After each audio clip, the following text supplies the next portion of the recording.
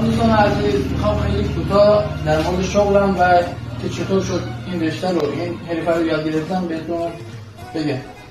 من یه حدود 3 سال آژانس کار می‌کردم. بدل آژانس یک کلیسازی بودش که من از شدت علاقه من به این حرفه یا رشته، زمانی که آژانس مسافران رو می‌بردم پیاده می‌کردم می‌اومدم وای می‌ایستادم سر با بغل اون استاد و دستشو نگاه می‌کردم.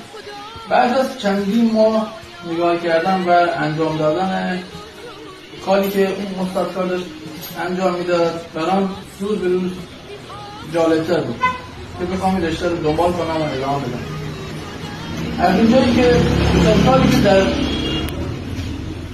بغل آژانس ساکن بودش، سنش یه مقدار چون بالا بود، حوصله و اعصاب این نداشت که بخواد به من به عنوان شاگرد از نوع توضیح بده یا یاد بده. به این فقط یادم نمیره. یه روز برگشت گفت اگه واقعا میخوای یاد بگیری خودت باید یاد بگیری. و من واقعا وایسادم، روزی 2 بار 3 بار 5 بار سرویس هم میرفتم و میومدم زیر بارون، زیر برف، زیر آفتاب و به این استاد کار خدمات میدادم.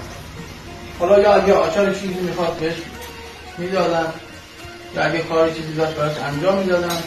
طور شده بود که دیگه تمام افرادی که داخل اون شهر بودن من به عنوان یه قسمت کوچیک مجموعه اون مغازه میشناختم و خدا رو شکر میکنم که وایسادم و این حرفه یا شغل رو یاد گرفتم. امروز برای خودم یه مغازه داخل کیستون باز کردم که خدا رو دارم و شکر میکنم که از این را دارم من به درآمد کسب میکنم.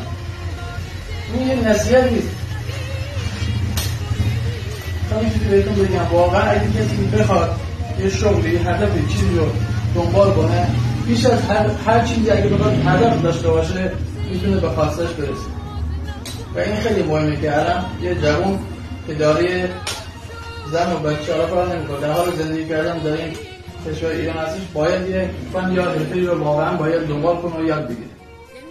خیلی ممنون که به صحبتم گوش کردین. ان شاءالله همتون موفق باشید.